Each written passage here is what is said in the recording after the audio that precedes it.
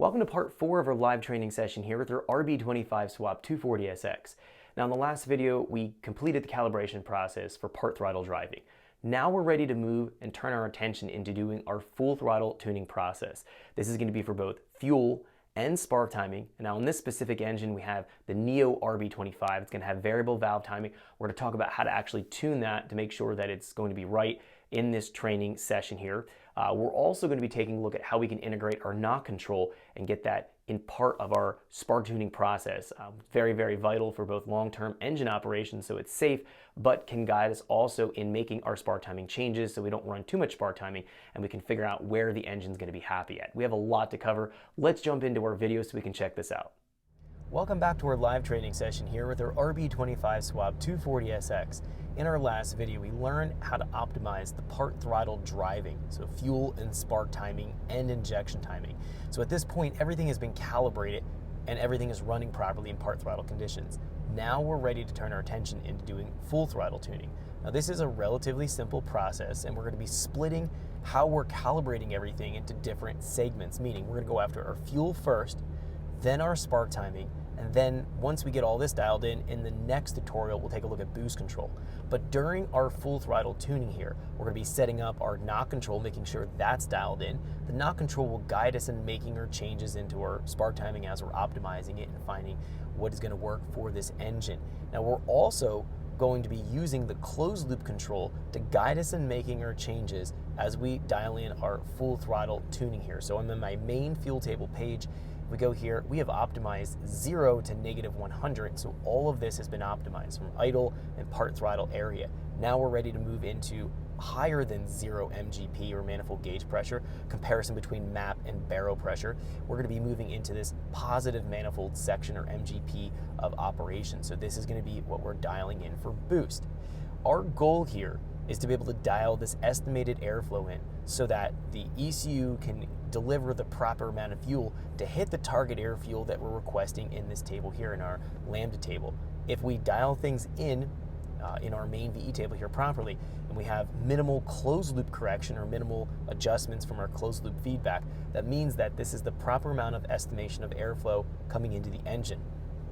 The lambda table here will play a role in our fuel calculation. So if we dial things in here at 78 lambda, and we want to go richer or leaner, all we have to do is jump into our table here and literally change the value to a richer or leaner value, and it'll automatically hit that air fuel, and everything will be in line with our air and fuel modeling that we have going on here. So our goal is to hit the target air fuel that we're requesting here, which is 78 lambda or 11.4 air fuel on the petrol gas air fuel scale from 160 kPa and higher in boost. Pretty simple. So what we're going to do here, again, dial things in using our closed loop compensation just as if we did part throttle, review what that's going to be showing us, adjusting and updating this main VE table so everything is 100% accurate and dialed in. Now on the flip side of this, after we've dialed our fuel in, we need to jump into the spark timing. The spark timing at this point, we have optimized that in the part throttle area of operation. So from 100 to 0 kPa, so that's a full, from atmospheric pressure to full engine vacuum, we've nailed this down. But from 120 to 220 kPa here, we have our values all at 5 degrees. I have it at a low spark timing amount because it allows me to have a hands-off approach looking at my fuel tuning. I don't have to worry about going in and is it knocking, is the engine going to be damaged? I know it's going to run safe at 5 degrees and I'm able to do my pulls, so I can do my fuel tuning without worrying about my spark timing and then come into my spark timing tuning and not have to worry about affecting my fuel tuning. We always go after the fuel first, then go after our spark timing after the fuel table's been dialed in.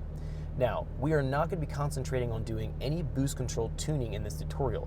We're focused only off of what's going on with the wastegate spring level, which should be about 14 pounds. I believe the spring pressure is going to be in the gate.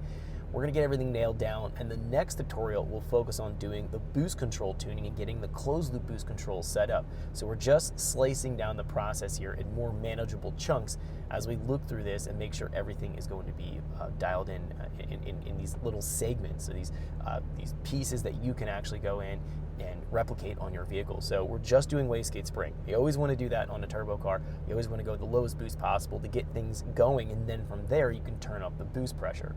Now, a couple other things I want to talk about here. If we jump into our safety window, safety here sets our engine RPM here of where we need to be at for doing pulls, for coolant temperature, for let's say a rev limiter, or for the map limit. This is going to be our fail-safe protection so the engine we don't worry about damaging it. Now, a couple things with this. I want to go into my table at 122 and 140 here and raise my RPM here to 7,500. This engine runs a little bit cool because it doesn't have a thermostat. I've noticed it runs 150, 160 if it's not getting really hot in the dyno here. And if I'm running it at full throttle and the engine is cooled down and it's out of warm-up enrichment and I do a pull and it's, let's say, at 140, 150, if it had the limiter at 6,000, it might start to limit me at 65, 66, because it's going to interpolate between the data point that's higher and then the one that's actually lower here. So it could hit a rev limiter. I want to get that out of the way. The map pressure here, the actual boost cut, is raised to 260 kPa, which is about 24, 25. Thanks for checking out our teaser clip. If you want to see the rest of this video and more than 500 hours of current EFI training we have to offer, make sure you click right here. If you want to go and check out more teaser clips from this training course, click here, and you don't want to miss any of the videos we're going to be releasing on this channel, so make sure you subscribe and click here. Thanks for watching, and I'll see you guys later.